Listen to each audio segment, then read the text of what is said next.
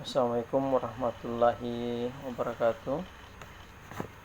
Eh, Puji syukur atas rahmat Allah Subhanahu wa taala. Pada kesempatan yang berbahagia ini kita masih diberikan nikmat, terutama nikmat sehat walafiat. Sampai pada hari ini kita masih bisa melaksanakan kegiatan pembelajaran, walaupun kegiatan pembelajaran kita secara daring, ya. Semoga apapun kegiatan kita, pembelajaran kita bermanfaat untuk pengetahuan kita, bermanfaat untuk masa depan kita. Oke, minggu kemarin kita sudah pelajari terkait dengan pengertian berbicara. Namun pada pertemuan ini kita masih pada pengertian, ya.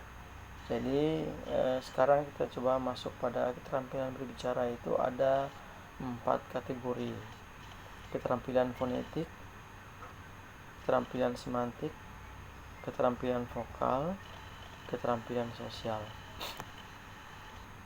Nah, keterampilan fonetik, ya, yang masuk dengan keterampilan fonetik itu adalah kemampuan kita untuk mampu menyebutkan bunyi-bunyi atau phonetic skill. Kita kemampuan menyebutkan bunyi-bunyi secara jelas dalam berbicara. Jadi penentuan, ya. Jadi penentuan kualitas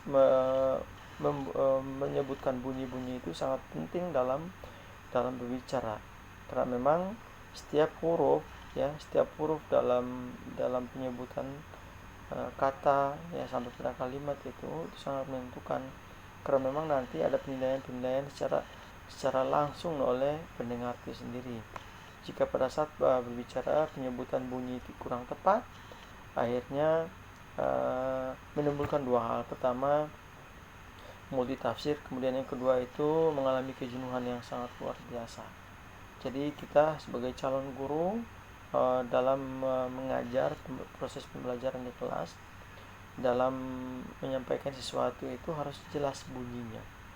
Nah, tidak makanya ada yang menyampaikan, Pak, itu bicaranya modelnya seperti berkumur-kumur. Nah, itu. Jadi dalam penyampaian sesuatu itu harus jelas bunyinya, penyebutan bunyinya. Jadi bunyi A sampai Z itu harus jelas. Tuh. Jangan sampai kata-kata yang kita keluarkan itu tidak jelas bunyinya. Kemudian yang kedua, keterampilan semantik atau semantic skill. Semantic skill ini yang dimaksud dengan semantic skill, semantik itu menyangkut dengan makna, ya, makna kata dan makna kalimat. Makna kata, bukan makna kalimat. Jadi keterampilan semantik ini, ya, jadi bukan hanya tadi fonetik, bunyi. Jadi keterampilan semantik ini juga mampu kita memilih kata-kata yang tepat dalam menyampaikan sesuatu, ya. Karena memang kata-kata yang tepat dan kata-kata yang kita pilih itu punya makna yang jelas, ya. Ya, jadi pada saat menyampaikan sesuatu itu kita harus memilih kata-kata yang dibutuhkan. Misalnya kita diberikan waktu untuk berikan sambutan, ya, sambutan dalam acara wisuda misalnya, atau kita diberikan waktu untuk menyampaikan pesan dan kesan dalam dalam kegiatan KKN dan magang misalnya. Jika yang audiens itu yang banyak yang hadir adalah masyarakat biasa, ya, pilihan-pilihan kata, penggunaan kata itu harus tepat, ya, tidak menggunakan bahasa yang sulit dipahami oleh audiens tersebut, ya. Jadi kata-kata yang kita ucapkan itu akan dinilai sendiri, ya. Jadi tidak sulit dipahami oleh pendengar itu sendiri. Kemudian berikut terkait dengan keterampilan vokal, ya. Vokal itu, ya, yang masuk dengan vokal itu sama seperti fonetik juga. Jadi pengucapan bunyi vokal itu jangan sampai salah, atau jangan sampai keliru didengar oleh audiens. Kemudian yang berikut, keterampilan sosial. Keterampilan sosial itu ini menyangkut dengan semua gerak-gerik, mimik, nada dalam cara untuk menyampaikan pesan. Kebanyakan pada saat menyampaikan pesan atau pada saat berbicara atau berkomunikasi, kita tidak peka terhadap orang lain. Jadi prinsip-prinsip dalam komunikasi salah satunya adalah kita berusaha untuk menjadikan diri kita, jadikan orang lain itu bagian daripada diri kita, dan jadikan diri kita bagian pada orang lain. Maksudnya bahwa komunikasi itu bisa terjadi, berbicara itu bisa dianggap baik jika kita, apa yang dirasakan oleh audiens itu, apa yang kita ungkapkan dari mulut kita itu bisa dirasakan nyaman oleh audiensnya. Jadi kalau misalnya dalam komunikasi tidak dirasakan baik oleh audiensnya, otomatis dengan sendirinya akan ditolak, ya. Jadi kenyamanan dalam penyampaian itu juga menimbulkan tidak baik. Jadi keterampilan sosial dalam atau social skill ini bagian daripada empati kita seorang pembicara terhadap lawan bicara kita atau pendengar. Berikut keterampilan melafalkan bunyi-bunyi bahasa. Jadi tadi awalnya saya sudah sampaikan bahwa memang bahasa itu kemampuan untuk menyebutkan bunyi-bunyi atau menyampaikan bunyi-bunyi, ya. Di sini keterampilan melafalkan bunyi-bunyi bahasa: 1. Vokal, konsonan, diftong, intonasi, tekanan, dan durasi, serta volume suara. Jadi saya bahas dulu intonasi, tekanan, durasi, dan volume suara. Jadi yang maksud dengan melafalkan bunyi-bunyi itu, ya, bunyi-bunyi bahasa itu harus didukung dengan tekanan, intonasi, durasi, dan volume suara. Jadi suara kita ini sangat menentukan kualitas berbicara kita. Jadi kalau misalnya jarak antara si A dan si B, jarak antara pembicara dan pendengar itu misalnya cukup jauh, tekanan intonasi suara itu juga harus ditingkatkan agar bisa didengar oleh pendengar itu sendiri. Jadi sangat penting, dan intonasi, tekanan, durasi ini, ya, ini juga sangat penting, ya. Jadi tidak monoton, ya. Tidak nada intonasi itu juga harus diatur sedemikian mungkin, ya, biar tidak monoton. Berikut kita masuk pada pembicara ideal, ya. Jadi seorang pembicara itu, ya, tidak hanya mengeluarkan kata-kata yang tanpa atau mengeluarkan kata-kata yang tidak beraturan, namun dia harus memperhatikan beberapa hal. Pertama, memilih topik yang tepat. Jadi seorang pembicara yang baik, ya, ya, dia harus memilih topik yang baik atau topik yang tepat. Tadi saya memberikan contoh, misalnya pada saat memberikan kesan dan pesan di KKN misalnya, itu mencari topik yang tepat, ya, agar mampu menyentuh hati, menyentuh pada pendengar itu sendiri, ya. Jadi kalau topik itu atau topik yang menarik, topik yang bagus, topik yang dianggap paling bisa dipahami. Kemudian yang kedua, menguasai materi. Jadi kita seorang pembicara, seorang penyampai pesan itu harus menarik, ya, materinya harus menarik, ya.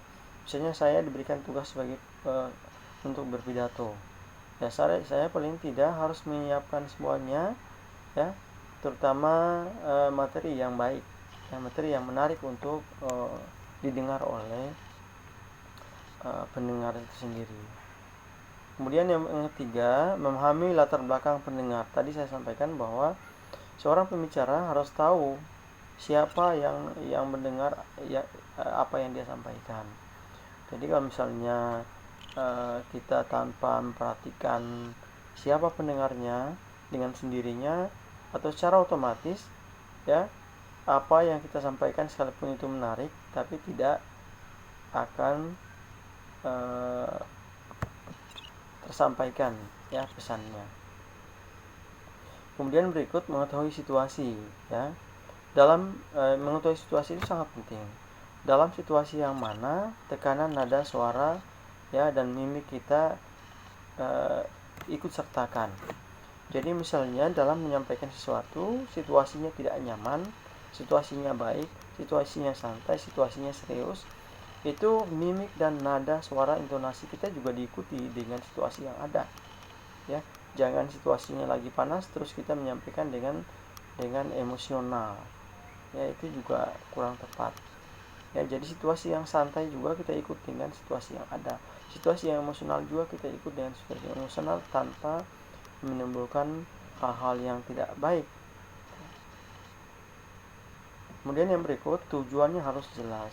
Jadi seorang pembicara itu dalam menyampaikan sesuatu itu jangan sampai ada tendensi, jangan sampai ada kepentingan. Makanya jangan heran sekarang ini anggota-anggota dewan ketika berkampanye itu dalam seorang pendengar itu dalam pikiran kita bahwa tujuannya tidak baik. Kenapa?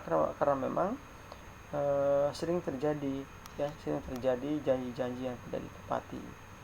Oleh karena itu, ya, seorang pembicara itu harus menyampaikan tujuan yang jelas. Ya, tujuan yang jelas, terus setelah itu harus diikuti dengan kerja-kerja yang nyata, yang jelas, yang diinginkan oleh pendengar itu sendiri. Kemudian kontak dengan pendengar, ya.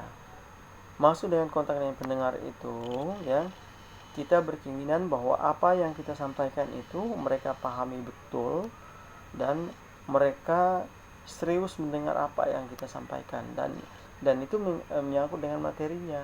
Karena materinya sangat penting ya, berarti mereka juga ikut mendengarnya. Jika materinya penting terus diikuti dengan penyampaian kita jelas, materinya kita kuasai ya, gerakan tubuhnya kita sangat baik, akhirnya dengan sendirinya mereka terpesona apa yang kita sampaikan. Jadi seorang pembicara itu tidak asal, tapi dia melatih terus-menerus di mana kemampuannya untuk bisa mempengaruhi orang lain. Kemudian kemampuan linguistiknya tinggi. Yang maksud dengan kemampuan linguistik yang tinggi itu ya dia kemampuan berbahasanya yang baik. Jadi seorang pembicara itu dia memiliki kosakata yang lebih banyak, lebih sempurna. Ya, jadi kalau misalnya mau ingin jadi seorang pendengar, banyak baca buku, ya, harus banyak baca buku. Kenapa harus banyak baca buku? Wow, kenapa? Karena memang setiap kosakata yang kita ucap itu ada di bacaan kita, ya. Jadi kata-kata yang keluar dari mulut kita itu kan memang direkam di otak kita kata-kata yang kita baca. Kemudian berikut memanfaatkan alat bantu. Nah, sekarang kemajuan teknologi informasi sekarang ini ya, dalam berbicara itu sudah